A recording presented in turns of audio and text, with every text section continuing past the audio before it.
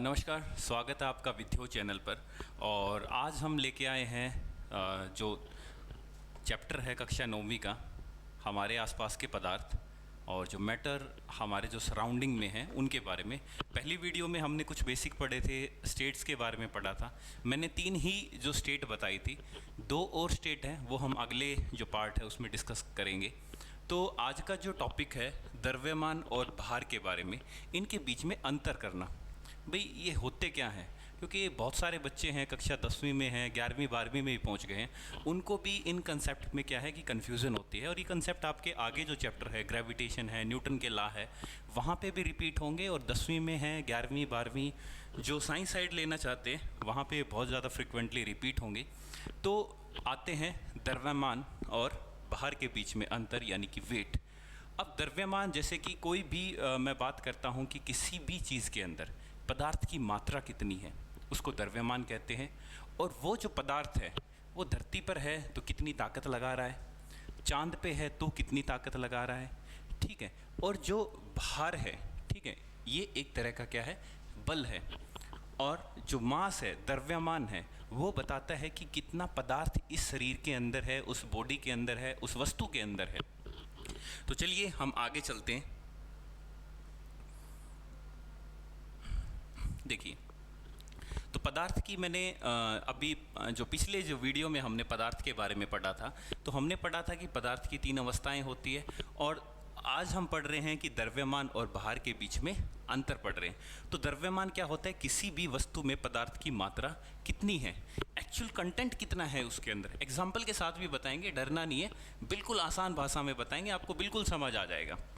अगला है कि भार क्या है। भार किसी भी वस्तु द्वारा लगाया गया बल है, force exerted by a body, ठीक है। हिंदी मीडियम में, इंग्लिश मीडियम में, दोनों को ये वीडियो समझ आने वाली है, ठीक है। तो दोनों में अंतर क्या हो गया, भार क्या होता है, एक तरह की ताकत होती है। और भार को हम नापते किस में है बच्चों, हम इसको नापते हैं, इसकी जो एसआई यूनिट होती है वो क्या होती है, न्यूटन होती है, ठीक है। इसकी एसआई यूनिट क्या होती है, न्यूटन होती है। और जो द्रव्यमान है, इसकी एसआई यूनिट क्या होती है बच्चों, किलोग्राम होती है, ठीक है। इसकी एसआई यूनिट क्या होती है, किलोग्राम होती है। और जो इसका एक एग्जांपल, मैं एक प्यारा सा एक एग्जांपल देता हूँ कि मान के चलिए कि हमारी क्या है, धरती है। धरती क्या होती है, गोल बताया गया है, पर एक्चुअल में धरती हमारी किस तरह की होती है, जियोड शेप में होती है। जियोड का मतलब क्या है, कुछ इस तरीके से अंडाकार। मैंने ज़्यादा ही अंडाकार बना दिए, बट इमेजिन कर लीजिए, ठीक है। और इसकी धरती के ऊपर जो ये वाली जो जगह है, ये जो पॉइंट्स हैं, ठीक है, ये जो जगह है, इनको क्या कहते हैं बच्चों, ध्रुव कहते हैं। क्या कहते हैं, ध्रुव, यानी कि पोल कहते हैं, ठीक है। और जो ये वाली जो जगह है, ये वाली जो जगह है, ये भूमध्य रेखा आती है यहाँ पे, तो इनको क्या बोलते हैं आप, इक्वेटर बोलते हैं। क्या बोलते हैं, इक्वेटर बोलते हैं, ठीक है। तो यहाँ पे जो आदमी खड़ा होगा, ठीक है, और एक आदमी यहाँ पे खड़ा होगा धरती पे, ठीक है। तो दोनों में कौन से आदमी के ऊपर धरती ज़्यादा, यानी कि गुरुत्व है, जो धरती जिस ताकत से खींच रही है वो ज़्यादा लगाएगी, वो लगाएगी बच्चों ध्रुव के ऊपर। हमेशा क्या होता है, ग्रेविटेशन क्या हो, सॉरी, जो ग्रेविटी होती है वो क्या होती है, बहुत ज़्यादा होती है। यानी कि धरती का जो गुरुत्व है वो क्या होता है, बहुत ज़्यादा होता है। और यहाँ पे क्या होता है, यहाँ पे भी है, बट इसके कंपेयर में यहाँ पे क्या होता है, कम होता है। यानी कि धरती अपनी तरफ थोड़ा सा कम खींचती है, ठीक है। तो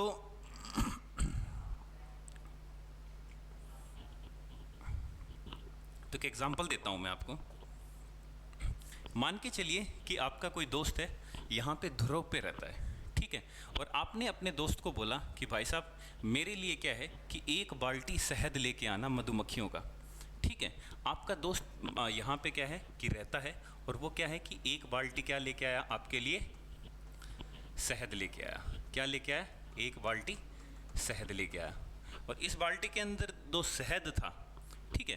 वो मान के चलिए वो कितना था, 20 किलो था। कितना था, 20 किलो। जब मशीन के ऊपर नापा गया, ठीक है, वेट करने वाली मशीन के ऊपर रखा गया, तो 20 किलो था। और वो क्या है कि अपने दोस्त को यहाँ पे इक्वेटर पे लाके दे देता है। तो वो देखता है कि बाल्टी पूरी भरी हुई है, ठीक है। यहाँ पे उसने नापा था 20 किलो है, पर वो जैसे ही यहाँ पे आता है, इक्वेटर पे आता है, इधर लगा लो चाहे इधर लगा लो, ठीक है। जब उस बाल्टी को दोबारा क्या है कि तोला जाता है, ठीक है, उस बाल्टी भी ढंग से नहीं बन रही है, कोई ना, दोबारा बना देते हैं।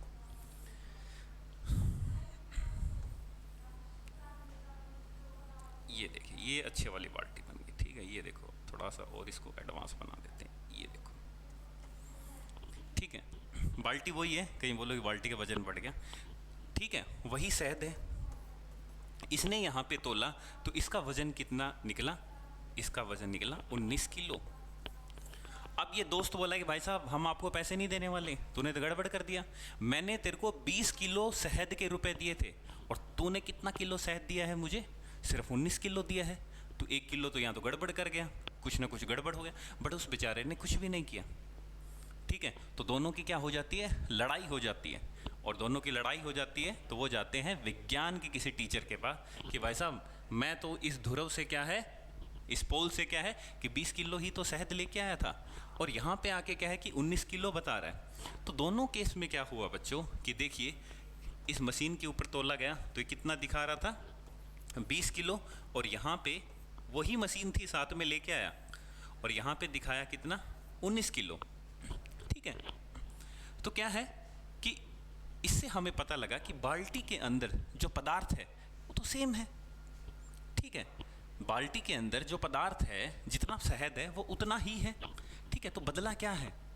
बदली है ताकत। ठीक है, क्यों हुआ ऐसा? क्योंकि ध्रुव पे क्या होता है कि धरती क्या है कि धरती का जो गुरुत्व होता है वो क्या होता है? ज़्यादा होता है। कहने का मतलब क्या है कि आप वेइंग मशीन पे खड़े हो जाओ ऐसे और आपको ऊपर से साथ में थोड़ा सा हल्का सा और कोई दबाव लगाए तो आपका वजन क्या है? ज़्यादा दिखाएगा उसके अंदर। ठीक है, और अगर आपको थोड़ा सा कोई उठा ले ऐसे तो वजन क्या दिखाएगा? कम दिखाएगा। एक्चुअल में आप कर क्या रहे हो? ताकत के अंदर डिफरेंस लेके आ रहे हो ना, बल के अंदर डिफरेंस लेके आ रहे हो ना, फोर्स के अंदर डिफरेंस लेके आ रहे हो ना। तो सेम ही क्या है यहाँ पे हुआ कि 20 शहद तो क्या है कि उस बाल्टी के अंदर उतना ही है, यानी कि पदार्थ क्या है? उतना ही है।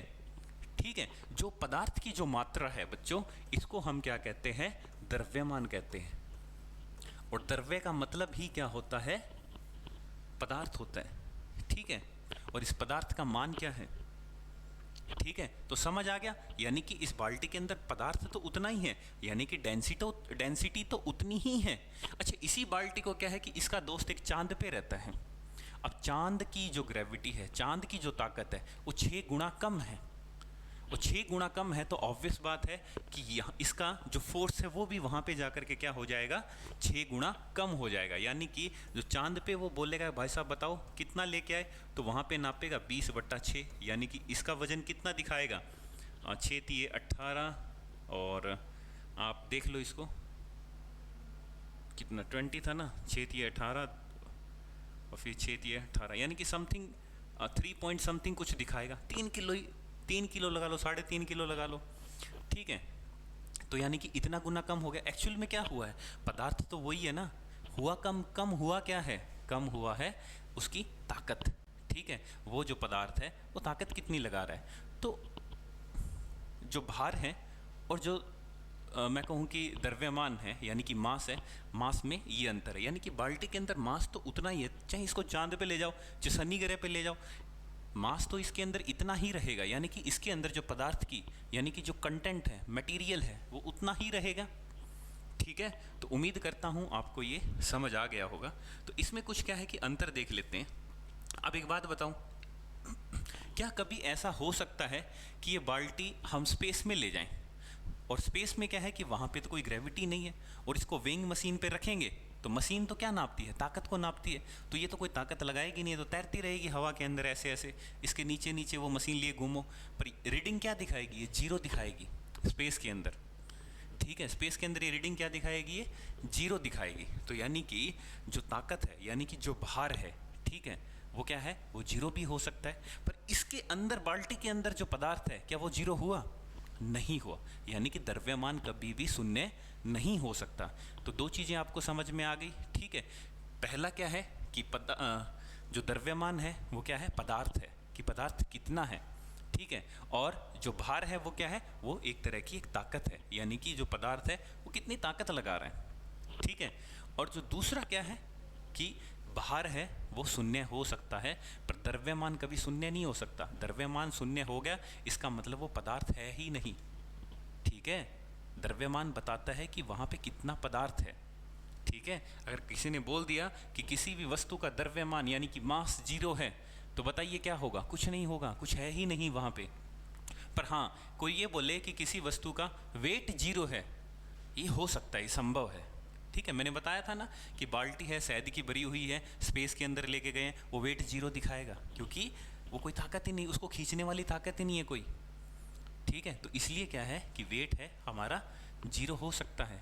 और ये कंसेप्ट आएगा आपके लिफ्ट में, ठीक है। यानी कि 9वीं क्लास के जब न्यूटन के लॉज पढ़ेंगे, तो हम जब लिफ्ट में ऊपर जाते हैं तो हमारा वेट बढ़ा हुआ महसूस होता है, नीचे आते हैं तो हमारा वेट क्या है? शून्य। यानी फ्री फॉल का भी कंसेप्ट आता है, ठीक है। इस पेन को फ्रीली आप जब फ्री फॉल करेगा ये, तो क्या है, इसका वेट उस टाइम पे क्या हो जाता है? शून्य हो जाता है, ठीक है। तो देखिए बच्चों, तो द्रव्यमान क्या है कि किसी भी वस्तु में पदार्थ की मात्रा को क्या कहते हैं?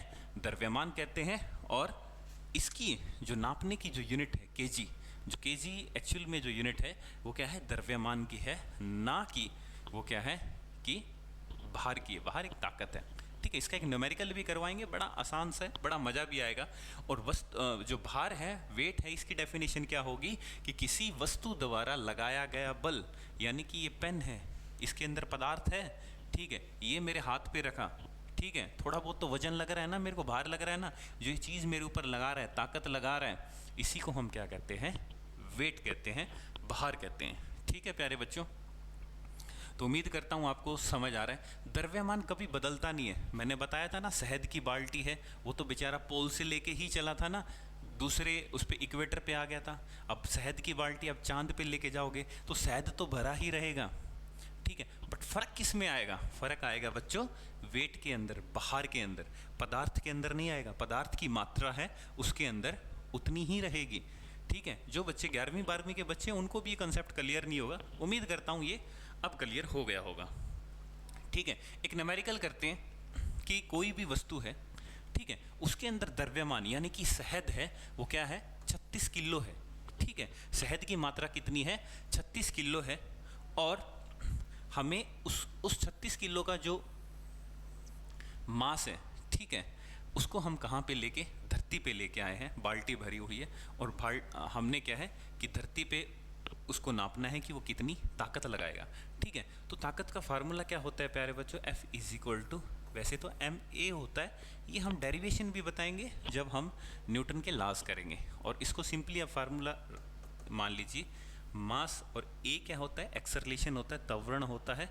हम इसको रिप्लेस कर देते हैं g से, ठीक है। और जिस ताकत से, ठीक है, यानी कि धरती की जो एक्सेलरेशन है, ठीक है, जो मैं कहूँ कि ग्रेविटी है, वो कितनी होती है?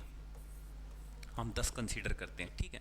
10 मीटर पर सेकंड स्क्वायर होती है वैसे तो, ठीक है। तो हम इसको क्या है, आइडियली यहाँ पे क्या है, 10 लिख देंगे। अच्छा, जो मास है, मास कितना दे रखा है? 36 किलो दे रखा है। तो फोर्स, यानी कि फोर्स को हम वेट से भी लिख सकते हैं, ठीक है। यानी कि कितना वेट होगा उसका, तो कितना होगा? ये होगा हमारा 360, ठीक है। क्या? न्यूटन।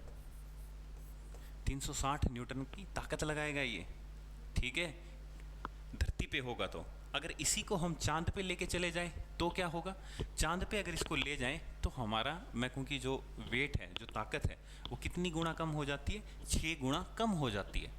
तो इस यहाँ पे क्या हो जाएगी? 6 गुना कम हो जाएगी। तो 360 को क्या कर लो? 6 से भाग कर लो, ठीक है। तो कितना हो जाएगा?